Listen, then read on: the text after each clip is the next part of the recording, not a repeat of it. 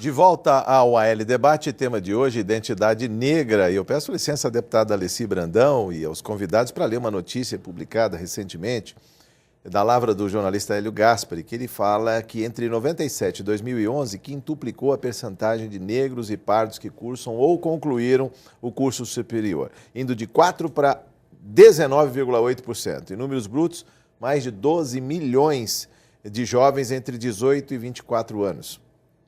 Ele diz que essa conjunção aconteceu por conta de iniciativas, o restabelecimento do valor da moeda, que foi no governo FHC, Fernando Henrique Cardoso, e as políticas de ação afirmativa desencadeadas no governo Lula. E diz, poucos países do mundo conseguiram resultado semelhante em tão pouco tempo. Para se ter uma ideia do tamanho dessa conquista, em 2011, a percentagem de afrodescendentes matriculados em universidades americanas chegou a 13%, 13 milhões de pessoas matriculadas. Lembram aqui que a população negra nos Estados Unidos, 13%, ou seja, se chegou ao número ideal. Aqui no Brasil, 50%. Estamos muito longe, doutor Eduardo, quando falamos que a educação é um passaporte para o futuro melhor? Não tenho dúvida, não tenho dúvida. E também não sei a quem interessa isso. Essa disparidade, essa desigualdade, esses números desproporcionais. Eu tenho a impressão que o governo, olhando do outro lado, assistindo esse programa, por exemplo, ele fala, meu Deus, o que é possível fazer para que eu consiga realmente buscar um número adequado ou um percentual que nós entendamos que realmente ou que efetivamente estão ocorrendo as políticas de inclusão social ou que essas cotas para estudantes universitários também estejam funcionando. O número, embora você tenha dito aí, quintuplicou, se você levar em números, é ridículo. Nós estamos aí muito aquém daquilo que precisaríamos para sentir que o país realmente está numa trajetória de progresso, de ascensão. Infelizmente, é a verdade. Gaspar? Eu, ao contrário do que o Eduardo acaba de colocar, eu diria que eu imagino saber a quem interessa. Na verdade, tem que se levar em consideração que educação, ela nada mais é do que um passaporte, ela autoriza as pessoas a ingressarem em determinados espaços que veladamente parecem ser proibidos para determinados grupos, especialmente na sociedade brasileira e também para a população negra. Então, a educação, os entraves que se coloca e dificultam o acesso dessa população, ele tem endereço certo, tem uma destinação específica, porque não se pretende autorizar que negros que até então, afastados desses espaços, possam ingressar em universidades públicas de qualidade, porque a educação está diretamente ligada ao poder. Então é importante que isso fique claro. A melhor educação significa a autorização e o direito de ingressar em espaços até então supostamente proibidos para essa população. Deputado. Eu tenho uma outra observação, que a gente aqui no intervalo estava falando sobre a questão da ditadura, né, e tal, enfim.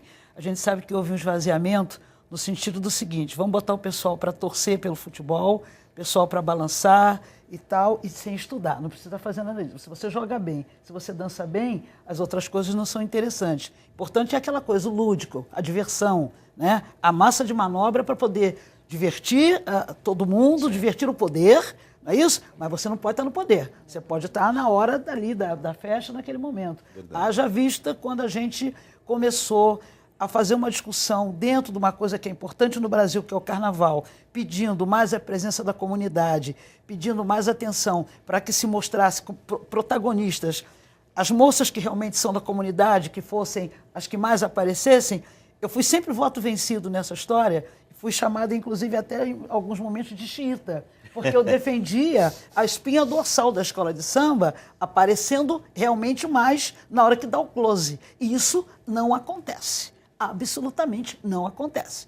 As pessoas hoje se oportunizaram daquela festa que foi criada pela população negra para poder fazer um trampolim para aparecer mais na mídia. É isso que acontece hoje na maior festa do mundo, que é o Carnaval. Afasta a população negra. Não vê mais a população negra como protagonista.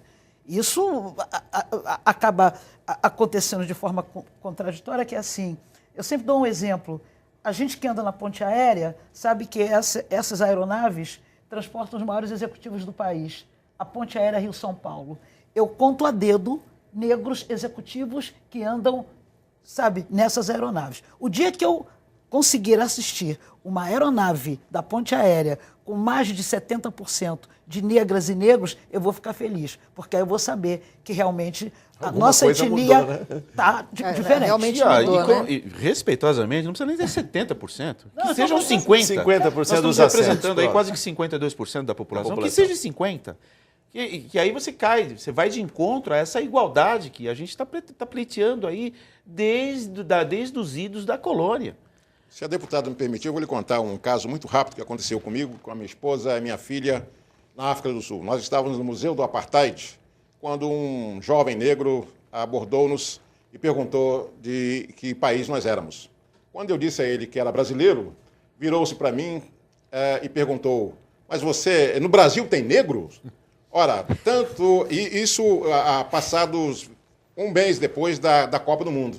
O que significa isso? Na verdade, a concentração de renda, de oportunidades, ela está concentrada historicamente na mão dos brancos. Então, veja, no exterior, a imagem que se criou do brasileiro é aquele que tem poder de compra, que, portanto, pode viajar. Então, quando ele viu uma família de negros, ele se assustou, ele falou, poxa, não é brasileiro.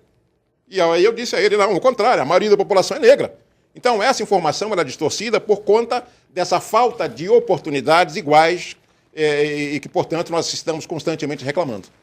De uma mídia que também é branca, né? Ela passa um país totalmente diferente. Nós somos a Dinamarca. Passa a Suécia, né? Quer dizer, Suécia. Eu não sei se o doutor Eduardo... A força midiática, ela foca o negro na subversão, na subordinação, na contravenção. Dificilmente você vê um programa dessa magnitude envolvendo negros, afro-brasileiros, cujo assunto seja dessa importância. Sim. Então, pois não? Doutor Eduardo, eu queria que o senhor me explicasse como é que o senhor entende a publicidade do país. Assim, nós temos muito atualmente, né, a questão da explosão do comércio imobiliário, essa coisa toda, lançamento de automóveis. Eu queria saber se essa população negra que está aí começando a explodir, né, que é a chamada classe C, se ela não está comprando carro nem está comprando apartamento, porque ela não aparece no comercial. Ela não está presente no comercial. Eu fico observando todos os anúncios em TV e jornais, onde está a família negra na hora como da se aquisição. ela também não tivesse poder de compra. Eu queria saber isso. A realidade é uma só, né? O poder aquisitivo da família afro-brasileira, ela está forte para a aquisição de prédios da periferia. Isso eu não tenho a menor dúvida. Uhum. E prédios da periferia, não existe um empreendimento publicitário, de mídia, televisiva, a ponto de mostrar a realidade do poder aquisitivo da família classe C. O que nós temos visto, até de forma maçante, são esses empreendimentos imobiliários cujo valor é muito acima do poder aquisitivo da família negra brasileira. Isso eu não tenho a menor dúvida. E por conta disso, a gente acaba caindo na invisibilidade.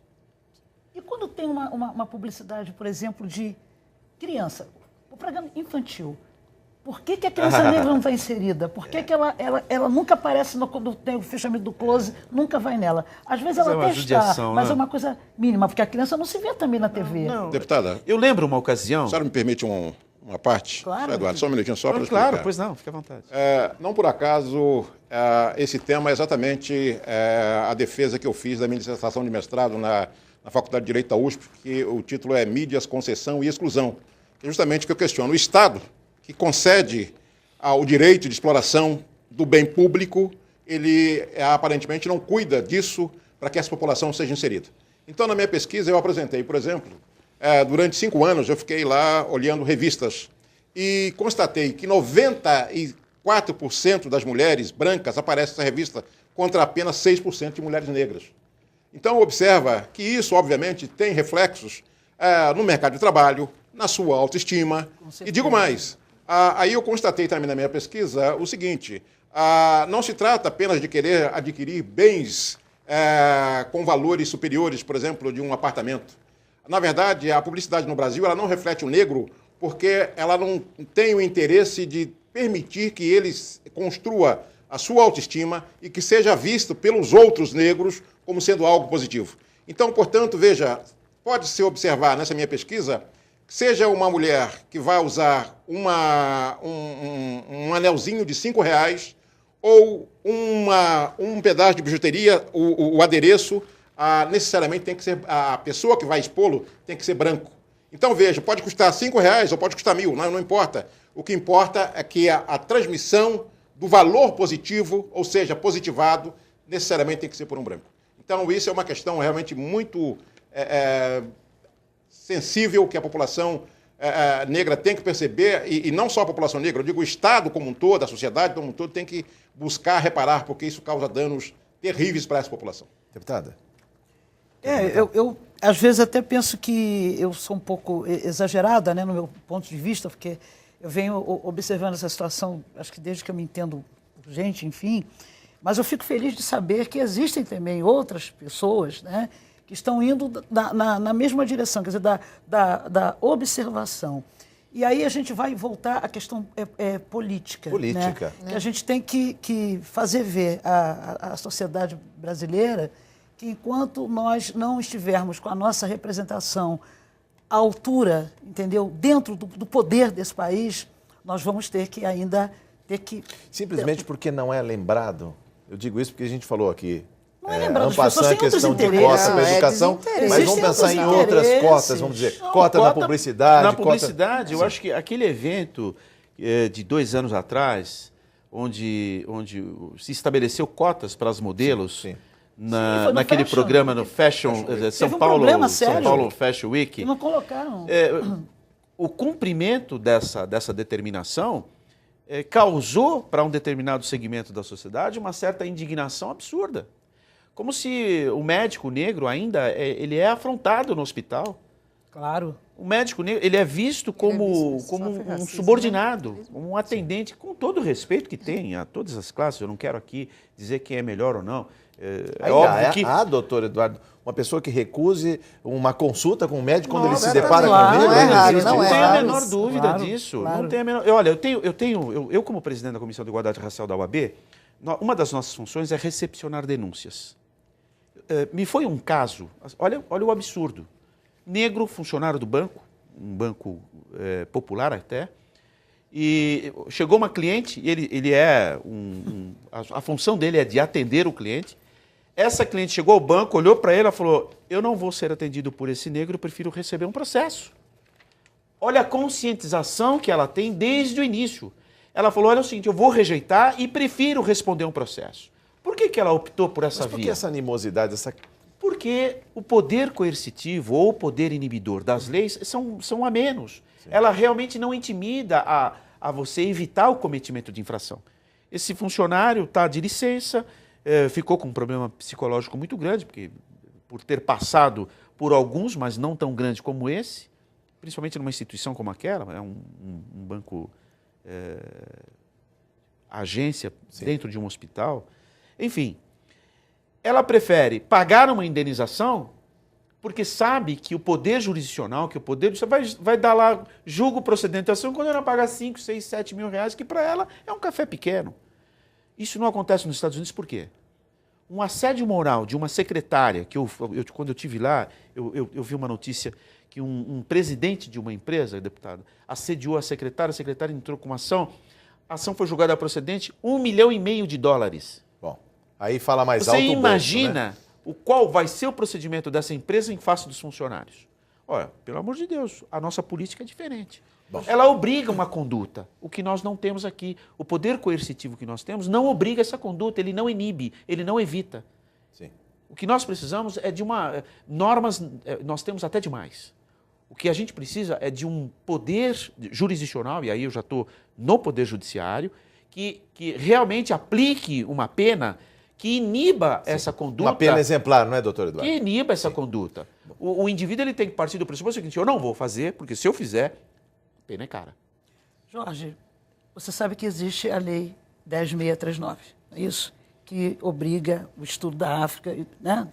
Dos afrodescendentes. Já tem quase 10 anos. Fundamental e tal. Faz 10 anos. A gente percorreu o Brasil por aí e aconteceu um fato no sul do país, acho que foi no Paraná que eu estive, e que uma secretária de educação disse para mim o seguinte: eu não vou aplicar, sabe, essa lei aqui no Estado, porque na minha cidade, por exemplo, não tem criança negra. Para que eu vou falar de África? Isso não existe, a gente não entende nada disso, nós não temos professores que entendam, mas é uma coisa que nós, negros, temos que ver também, a questão da capacitação dos professores para poder ensinar, que também acontece com os indígenas. Claro, perfeitamente. Tem criança aí na região norte que chega falando lá a língua indígena, o professor já até penalizou a criança por estar falando, entendeu? A sua língua nativa. Exatamente. Então, para fechar esse bloco, muita coisa. A Lei 10.639, ela precisa ser cumprida no país inteiro. Ela não é cumprida. A lei existe, foi sancionada, tá tudo direitinho, mas vários reitores, inclusive, de universidades se recusam a falar sobre o assunto. Bom, no próximo bloco vamos tentar entender se o Brasil se vê mais negro. Voltamos em instantes.